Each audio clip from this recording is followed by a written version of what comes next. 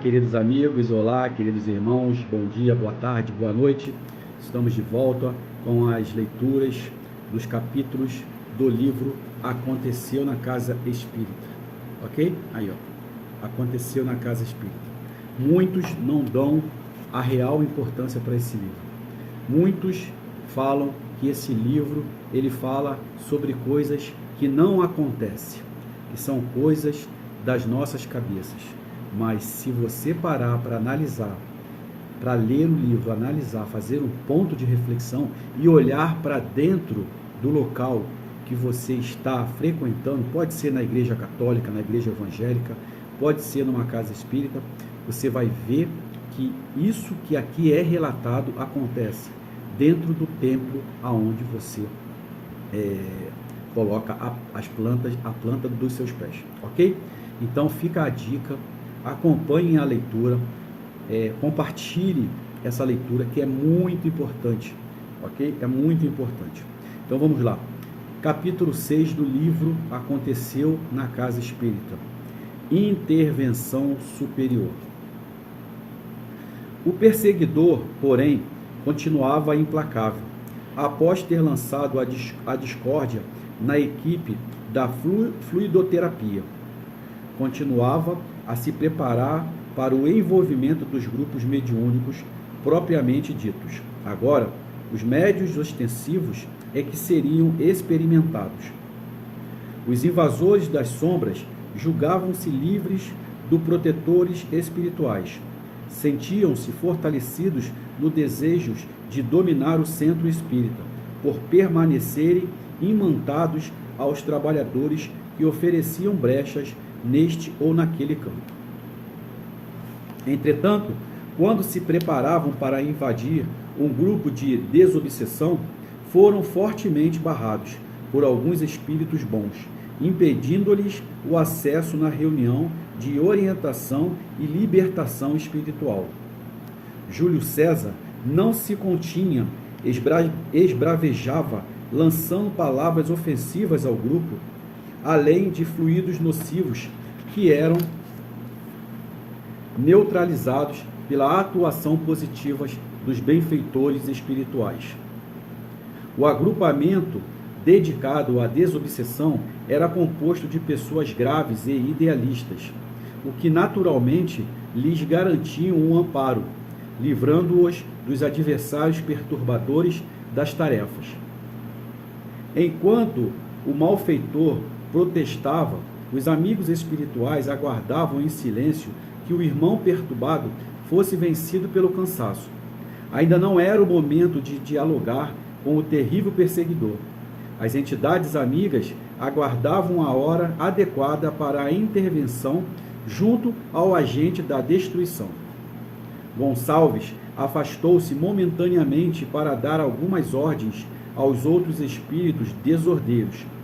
Quando valorosos tarefeiros, fazendo-se visível, aproximou-se, dirigindo-lhe carinhosamente estas orientações. Meu filho, a paz de Jesus te envolva. Desejamos te abraçar, falando-te do nosso desejo em compartilhar contigo das alegrias espirituais. Vejo em teus olhos sofrimento, em tua face amargura, tua alma pede socorro. Estás cansado de lutas inúteis e de sofrimentos intensos. E do peito do benfeitor partiam jatos de fluidos amorosos, envolvendo o capataz do mal nas mais sublimes energias. O adversário, contudo, lembrou-se da advertência do chefe quanto às tentativas dos apóstolos da luz em tentar arrebatá-los, e em desespero começou a gritar pelo nome do seu mestre, solicitando-lhe ajuda. O representante da discórdia, porém, estava por demais ocupado, esbravejando...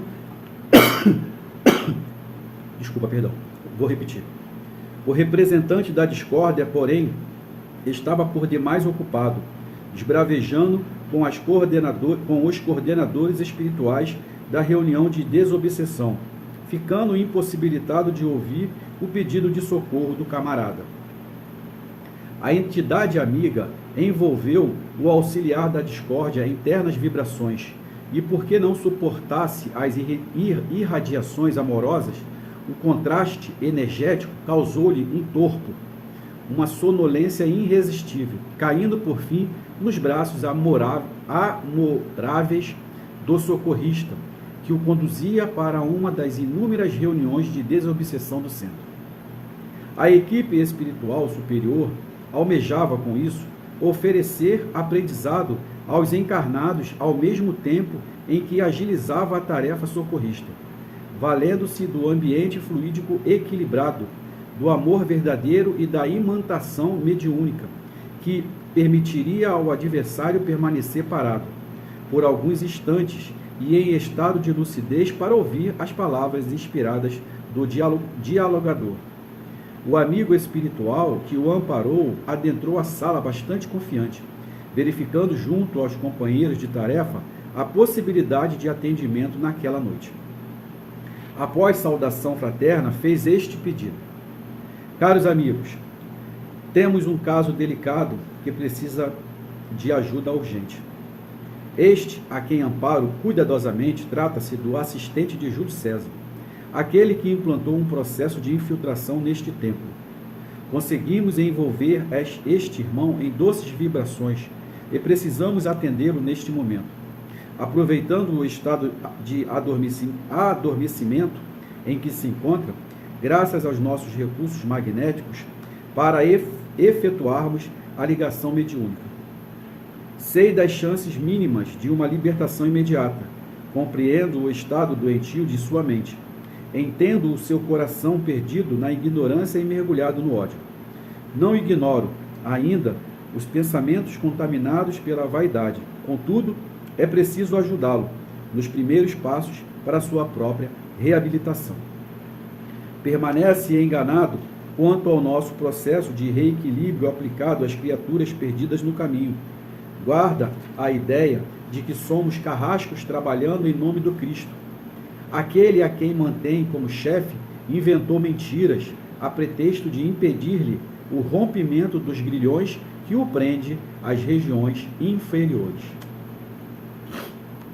O dirigente espiritual da reunião, sensibilizado e consciente da urgência do caso, colocou o auxiliar da maldade na lista de atendimentos, enquanto valorosa equipe de cooperadores espirituais verificava entre os médios presentes os que ofereciam afinidade fluídica para o delicado atendimento. A sala mediúnica estava respeitavelmente preparada. Os medianeiros cultivavam sentimentos elevados. Inúmeros benfeitores providenciavam a segurança da reduzida assembleia dedicada ao sagrado intercâmbio espiritual.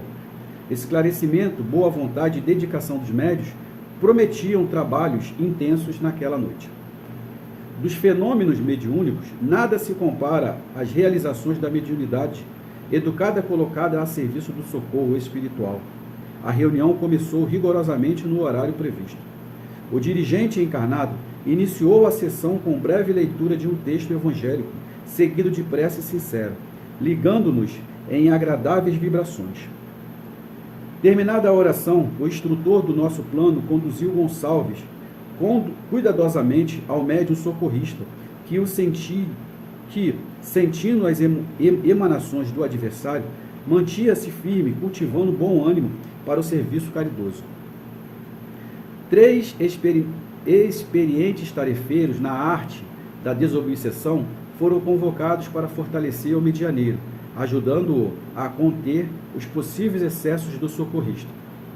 Suspensas as vibrações controladoras, o discípulo da perversidade retomava vagarosamente a consciência, transmitindo ao porta-voz indescritíveis sensações de mal-estar. Vendo-se em ambiente estranho, recordando-se de abordagem do emissário do bem, rememorando a advertência do chefe, julgou estar em mãos inquiridoras e, em pânico, iniciou a comunicação com estes gritos: socorro! Socorro! Estou preso! Querem me torturar! Não falarei nada, nem com 1 milhão de torturas. Meu mestre vai saber. Ah, se vai! Liberte-me! Liberte-me! gritava o infeliz, dando trabalho ao medianeiro, obrigando-o a dosar a voz, a fim de desempenhar o melhor possível a abnegada tarefa de socorro espiritual. Vocês não sabem com o que estão falando. Sou o secretário das sombras. Meu Senhor, quando souber, acabará com todos vocês. Ele é um grande representante de importante cidade espiritual das regiões inferiores. Sou seu servo predileto. Eu tenho costas quentes. Não mexam comigo. Ordem, libertem-me agora, agora. Soltem as correntes que me aprisionam. Por quais mistérios me prendem a outras pessoas? E a mediunidade, não é? Claro, fui muito bem avisado. Maldita seja a mediunidade, malditos sejam todos vocês, malditos. O espírito perdia completamente o controle. Não fosse a mediunidade disciplinada, o atendimento seria praticamente impossível. E porque o adversário fez pequena pausa, promovida pelo cansaço do momento, as entidades amigas, verificando a necessidade de rigorosa intervenção, envolveram o dialogador, levando-o a falar de maneira inspirada nestes termos: paz e amor é o que desejamos àqueles que Deus nos envia. Meu irmão, você não está amarrado, muito menos preso. Permanecemos todos laborando em nome de Jesus, nosso Mestre. Não pronuncie este nome perto de mim. Meu mestre é outro. O Cristo quer nos enganar. Calma, meu amigo, disse o dialogador, imprimindo nas palavras afabilidade e doçura. O nome de Jesus representa a sublime bondade, o amor verdadeiro, aquele amor que você há muito tempo deixou de sentir, a amizade verdadeira que não solicita retribuições, o abraço afetuoso de alguém que nos ama. Lembra-se, entregando-se à prática do mal, o amigo esqueceu que é filho de Deus e possui uma tarefa importantíssima para realizar sua reforma moral. Tarefa? Tenho mesmo uma grande missão a realizar: a destruição desta casa. Vocês pensam saber de tudo, acreditam estarem protegidos, santos, não é? Nós vamos mostrar. Meu mestre é especialista em destruir casas como esta. Eu já vi inúmeros centros serem devorados pelos próprios espíritas. Esta casa será a próxima. Que venham as falanges inferiores, venham espíritos das trevas, o momento é nosso, essa guerra já está ganha. Mestre, bradava o adversário, salva-me, Senhor das sombras, socorre-me agora. E enquanto o adversário da paz gritava, a equipe espiritual se fez visível, irradiando intensamente em benefícios do sofredor. Entidade respeitável aproximou-se do esclarecedor, inspirando-lhe esta rogativa: Senhor Jesus, eis que te pedimos com amor sincero. Estas simples palavras, envoltas nos mais sublimes sentimentos, impressionaram o perseguidor, calando-o momentaneamente, permitindo a atuação direta da equipe socorrista. Entidades amigas se aproximaram, aproveitando os extraordinários benefícios da oração, projetando em telas fluídicas imagens referentes às últimas encarnações do obsessor em atendimento. O invasor se reconhecia em valorosas empresas, desempenhando função importante. Via-se explorando os funcionários menos reconhecidos financeiramente, abusando de moças ingênuas, autorizava abortos, livrando-se da paternidade indesejável, promovia voluntariamente demissões desnecessárias, usava o poder para dominar, perdendo-se na noite dos vícios. Por conta disso, angariou para junto de si entidades malévolas que o incentivavam ao desvario. E de retorno à vida maior, a lei de causas e efeito o arrastou para a sinistra cidade. Os obsessores que o receberam exploraram-nos a ponto de apagar-lhe da memória certas lembranças, convertendo-o em torpe servidor da maldade. Gonçalves estava assombrado, sentia-se usado pelos comparsas e humilhado, Continuou em silêncio, ouvindo a petição do dialogador, que seguia comovendo, colocando nas palavras o próprio coração. Rogamos-te por este amigo e irmão, não nos colocamos acima dele, bem sabemos das nossas limitações. Implorando-te humildemente, compreende nossos companheiros, ajudando-o no despertar, a fim de colocar-se rumo ao próprio progresso.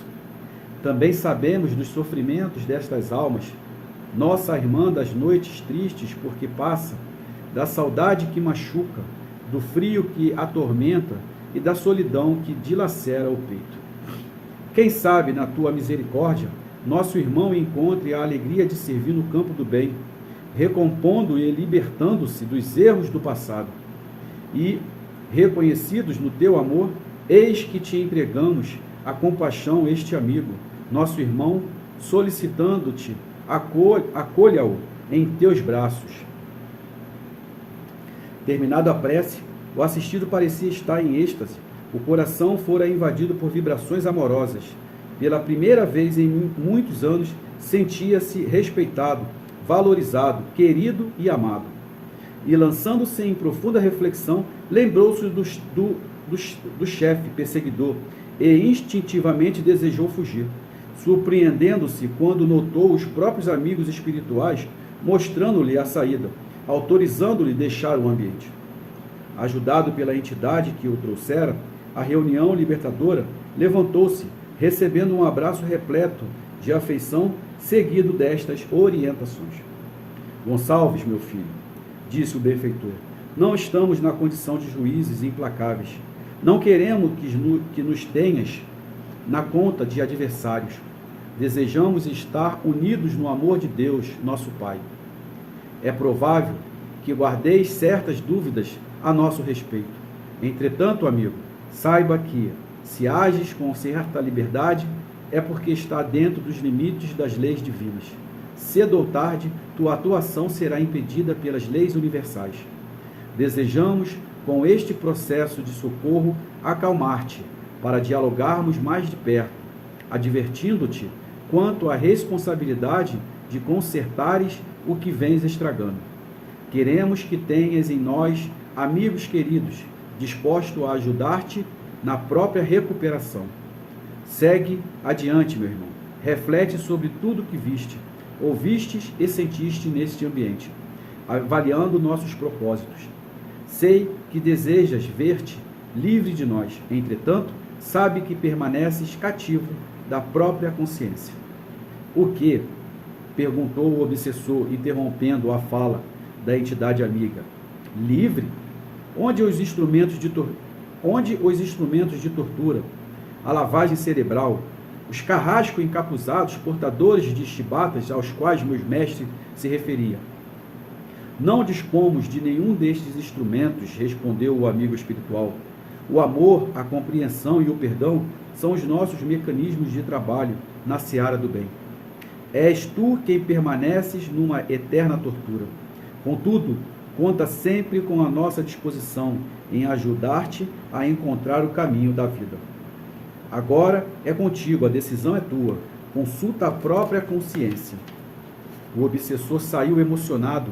Contudo, orgulho e vaidade impediam-no de transformar-se intimamente naquela hora. Os instrutores da vida maior responsáveis pela instituição estavam satisfeitos, pois sabiam que a semente da verdade fora plantada e no momento oportuno haveria de germinar.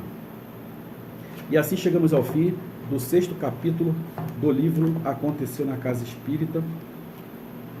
Volto a dizer, volto a falar para vocês, um livro muito gratificante, um livro que ajuda bastante a saber o que vem acontecendo, né, o que está acontecendo dentro das casas espíritas, dentro dos templos, das igrejas católicas. Então agora podemos fazer o nosso ponto de reflexão. Nós vimos aqui que os espíritos das trevas, eles conseguem fazer com que faça uma lavagem cerebral na sua vida, na sua mente. Por que isso? Porque anterior à sua partida ao plano espiritual, você já vinha cultivando, né? Você já vinha plantando esse tipo de vibração. Você já tinha trazido junto da sua caminhada, da sua pessoa, da sua alma, espíritos que pensavam conforme você. Tanto é que aqui, quando abre-se uma tela mental para ele, ele verifica como ele era, né? Ele era arrogante, ele participava de aborto, né? Eu li aqui, e agora eu não sei onde vai estar essa parte, mas ele já estava na prática, nessa caminhada, completamente negativa. Ele participava de aborto, mandava o pessoal embora da empresa sem nenhuma explicação, ele participava da noitada. Então tudo isso ele estava já plantando e colhendo ao mesmo tempo, espíritos que pensavam e agiam conforme ele naquela caminhada. Quando ele vem fazer a passagem dele, quem está do outro lado para recebê-lo? Aqueles espíritos que ele já tinha plantado e agora era a hora de colher, correto? Por isso que é plantar o bem para colher o bem. O plantio ele é facultativo, a colheita ela é obrigatória. Então, durante esse tempo, ele plantou o mal, plantou pontos negativos, e na hora de colher, ele vai colher os pontos negativos. Então, quando ele fez a passagem dele, quem estava do outro lado? Os amigos. Os amigos que ele já tinha, né, se juntado ali por afinidade. E aí o que os amigos fazem com ele? Pegam ele e levam para um submundo, que é onde é o mundo das trevas. Faz toda-se uma lavagem cerebral nele, conta várias mentiras para ele, e quando ele começa a acreditar nisso tudo, que o mestre dele fala, que os benfeitores, os espíritos que são trabalhadores de última hora da seara do Cristo, são carrascos, são que não podem deixar ser capturados, porque senão eles vão torturar, vão fazer e acontecer, aquilo fica na cabeça dele, porque foi retirado algo de bom, a única coisa, a pouca coisa que tinham de lembrança, retiraram e implantaram um chip, né? Uma nova informação na mente dele. E com essa implantação, ele ficava sempre, né, naquele círculo, né? Ele ficou cristalizado naquela situação, naquele assunto que foi implantado nele. Quando ele foi, vamos dizer assim, capturado, né? Vamos botar dessa forma, quando ele se permitiu, né, ser amparado, que ele se depara com palavras dóceis, com vibrações, com fluidificações, com a própria libertação dele, quando o Espírito fala, pode ir, e ele pergunta, eu posso ir? Cadê os carrascos? Cadê as correntes? E o Espírito fala que nós não temos isso. Nós aqui lidamos com amor, com caridade, com respeito. Você pode ir. Já foi plantado uma semente no coração dele. E no decorrer aqui dos capítulos, nós vamos ver que essa semente ela vai começar a germinar. Daqui a pouco ela vai começar a crescer e vai dar frutos. Então, é isso que acontece numa casa espírita. É isso que acontece no trabalho de Jesus. Né? São médios, trabalhadores de última hora, que estão ali se disponibilizando para esse trabalho do Cristo, se permitindo, né, juntamente, se mantendo uma ferramenta limpa nas mãos da espiritualidade, porque sem esses médios encarnados, os espíritos não iam conseguir trabalhar. Então precisamos estar limpos, ferramentas limpas, nas mãos dos espíritos de luz da Seara de Deus, para que possa agir em conjunto em prol do amor, da caridade, da ajuda, do perdão. Então, quando acontece esse casamento, né, essa união entre médios encarnados e os espíritos benfeitores, espíritos da Seara de Deus, nosso Pai, há esse casamento. Então, eles conseguem administrar da melhor forma possível e conseguem fazer um trabalho lindo, o trabalho que Deus quer, que Jesus quer, que é trazer esses nossos irmãos, porque são todos nossos irmãos, não são o diabo, não é o capeta, não é nada disso, gente. São espíritos como nós. Eu sou um espírito hoje encarnado. Estou dentro desse corpo, dessa veste, dessa roupa. Mas eu sou espírito, encarnado. Quando eu fizer a minha passagem, eu tenho dois caminhos a seguir. Ou o caminho de continuar no trabalho do Cristo, ou eu me revoltar, não aceitar a morte do corpo, e eu me entregar a esse tipo de situação que é as trevas. Para vingança, para ficar atormentando, para ficar tentando destruir isso, destruir aquilo. Entendeu? Então eu tenho dois caminhos a seguir. Por isso que eu falo, hoje é muito fácil você alimentar o corpo. Você compra um pouco de material, você faz o seu arroz, você faz o seu feijão, você faz a sua carne, o seu frango e você alimenta o corpo. Você corre, faz academia, faz natação, você faz um regime, você está cuidando do corpo. E o que você está dando para a sua alma? O que você está preparando para quando você chegar do outro lado, da margem do rio? Porque se você não tiver nada, se você não estiver plantando nada de bom, quando você chegar do outro lado da margem do rio, você não vai colher nada. Não tem nada para colher. Você não plantou, você não vai colher. Você não plantou nem o mal e nem o bem. Tem que ser plantado o bem, as coisas boas. Tem que ter uma intenção, porque a vida não é só essa. Aqui nós estamos de passagem. A vida verdadeira é do outro lado. Aqui nós estamos aqui para poder aprender, para poder lidar com as nossas diferenças, para podermos ter a nossa evolução moral, espiritual, se melhorar, não só conosco, mas também com o próximo. Então nós estamos em uma escola, em uma faculdade. Um dia essa aula vai acabar. Um dia nós temos que retornar para casa. Não é assim que funciona? Quando você vai para a escola, quando você ia para a escola, você dormia na escola? Não. Acabava a aula, você voltava para onde? Para sua casa. E é o que acontece com a gente hoje, com todos nós encarnados. Quando nós dormimos, nós temos aí o dia todo, né? Vamos dizer que você acorda às 8 horas da manhã e vai dormir às 10 da noite. De 8 às 10 você está estudando, correto? Você está aprendendo, você está passando por dificuldade, você está perdoando, você está sendo perdoado, você está fazendo coisas erradas, você está fazendo coisas certas. Você está na escola. A escola é de 8 às 10. Quando chega às 10 horas, você volta para casa, não é isso? Você volta para o plano espiritual. Porque quando você dorme às 10, o que seu espírito faz? Ele vai dormir porque ele está cansado? O espírito cansa? O espírito precisa de dormir? Muitos falam, né? E agora está descansando. Agora vai dormir, vai descansar. O espírito não precisa de descanso. Então, quando você trabalha de 8 às 10, quando você estuda de 8 às 10, você chega em casa, toma o seu banho, janta, alimenta o seu corpo, né? E vai dormir. Quando você dorme, que você fecha os seus olhos, há o desdobramento, conhecido como sonho. E você volta para onde? Para o plano espiritual. De manhã, o que você faz? Sai do plano espiritual e volta para o corpo. Você acorda, está na escola de novo, de 8 às 10. E assim sucessivamente. Então, nós estamos aqui aprendendo. Nós precisamos aprender o máximo possível, ter o conhecimento. E conhecereis a verdade, e a verdade vos libertará.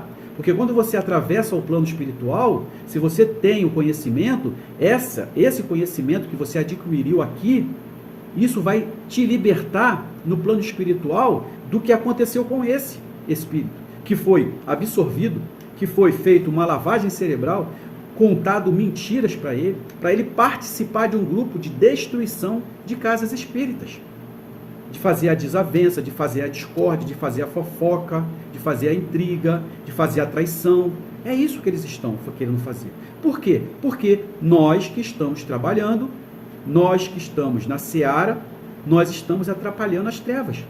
Quem não está trabalhando, quem está no bar bebendo, quem está errado, eles não têm com o que se preocupar, porque não está sendo afetado por eles. Aquele que hoje está bebendo, que está fumando, que está usando droga, que está se prostituindo, que está traindo, que está matando, e eles estão atrapalhando as trevas? Claro que não. Estão até ajudando as trevas. Então esses não precisam ser destruídos. Esses não precisa mexer com eles.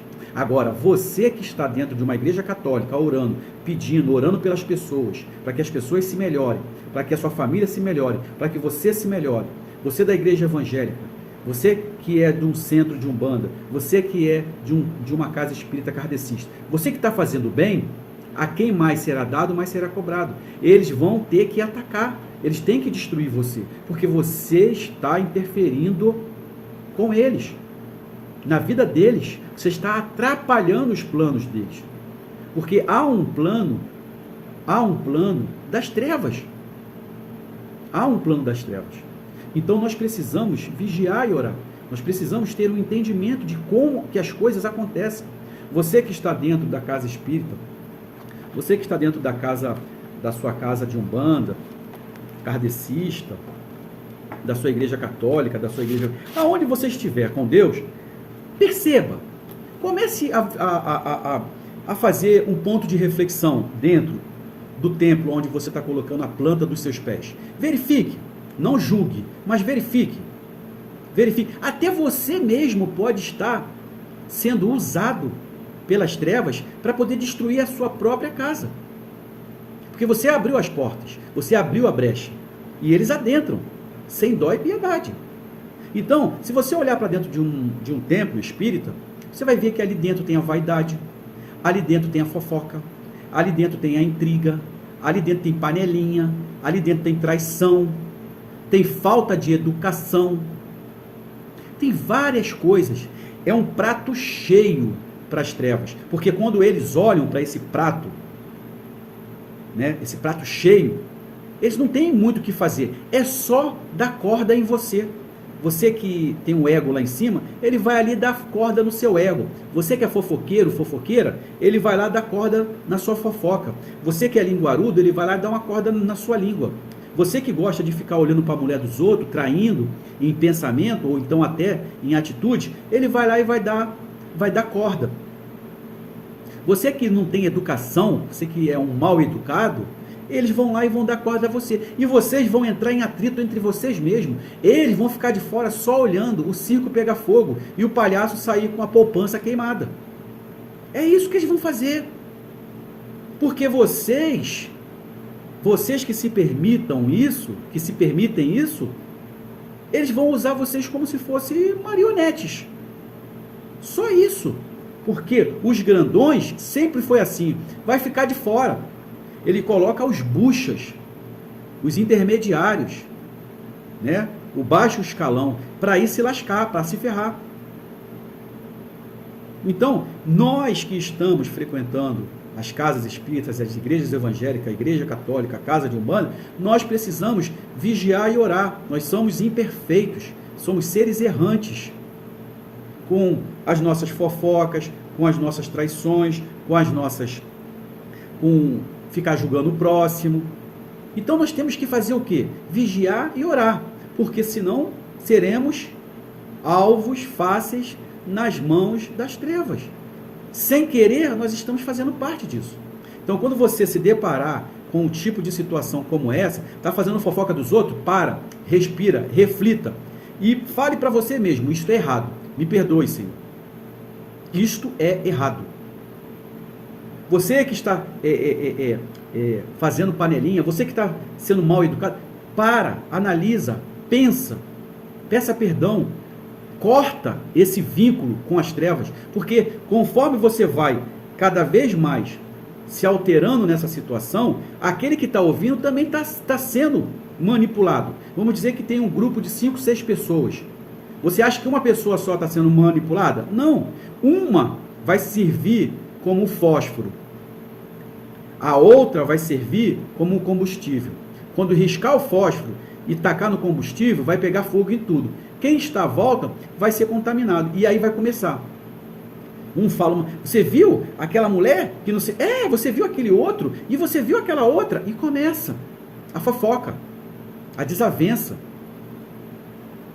Né? Então, assim, são coisas que nós que estamos dentro da seara, dentro de um trabalho sério, nós temos que vigiar e orar. A quem mais será dado, mais será cobrado. Nós estamos recebendo informações, nós estamos estudando, nós estamos trabalhando, nós seremos cobrados. Porque na hora que abrir aquela tela mental que foi aberta para ele, vai mostrar tudo que nós estamos fazendo de errado. Vai ser mostrado e dói muito mais. Então que cada um possa analisar fazer um ponto de reflexão na sua vida, não só dentro das casas espíritas, mas também dentro da sua própria casa, da sua vida, do seu coração. Porque hoje, neste exato momento, se você está fazendo algo de errado, você pode estar sendo utilizado pelas trevas. Corte isso, se liberte disso. Não se permita ser uma marionete na mão dos espíritos trevosos, ok? Então eu espero ter feito o entendido aí, vocês possam ter entendido. Gente, eu volto a falar. Quem não leu, leia. Aconteceu na Casa Espírita. Aqui é claro que tem o vídeo, eu estou fazendo a leitura. Peço até perdão a vocês, porque eu não sou um excelente em leitura, tá? Não sou um excelente em leitura, mas eu estou aqui fazendo o meu máximo. Estou tentando fazer aqui, passar para vocês algo de suma importância. Então aqui o bom do vídeo é que eu faço a leitura do capítulo e faço um ponto de reflexão, ok? Em cima do que eu já vivenciei. Não sou nenhum expert nesse assunto, mas o pouco que eu passei, por várias casas que eu já passei, e tudo que eu já vi, eu posso falar com propriedade naquilo que eu passei e naquilo que eu vi. Então eu tento passar para vocês aqui. Mas eu peço perdão a vocês com relação à leitura. Eu não sou também nenhum expert em leitura, mas eu tento dar o meu máximo, fazer o meu melhor. Então leia esse livro. Você lendo, você vai poder voltar, ler, não entendeu, ler de novo para entender. Acompanhe o nosso canal, acompanhe a leitura dos nossos livros. Aconteceu na Casa Espírita, tem também Tambores de Angola, tem agora que eu estou fazendo Aruanda, tem vários livros que eu estou fazendo a leitura dos capítulos para vocês. Mas o bom também é que vocês adquira o livro, compre o livro e leia, tá? Leia. Porque dessa forma, você pode acompanhar no nosso canal através do vídeo com ponto de reflexão, e você também pode ler também, de repente uma parte que você não entendeu, você vai lá e lê de novo. Porque o que acontece aqui, gente, não é nada de ficção, não é nada romântico. Não, gente. O que aconteceu aqui, acontece hoje nas casas espíritas, nas igrejas evangélicas, nas igrejas católicas. Acontece. Por quê, Alex? Porque nós somos seres humanos, seres errantes. Nós estamos aqui aprendendo. Nós temos todo tipo de erro. Todo tipo de erro.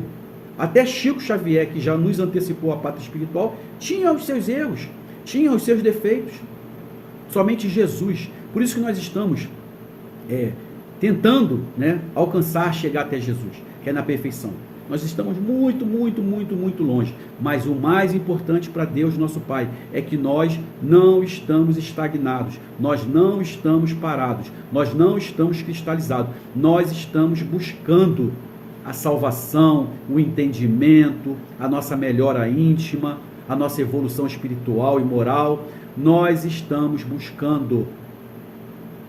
Coitados daqueles que não conseguem enxergar, coitados daqueles que ainda não deram o start, coitado daqueles que se permitem ser usados pelas trevas. Que Deus, que Jesus e Nossa Mãe Santíssima continue abençoando a cada um de nós hoje e sempre. Que assim seja.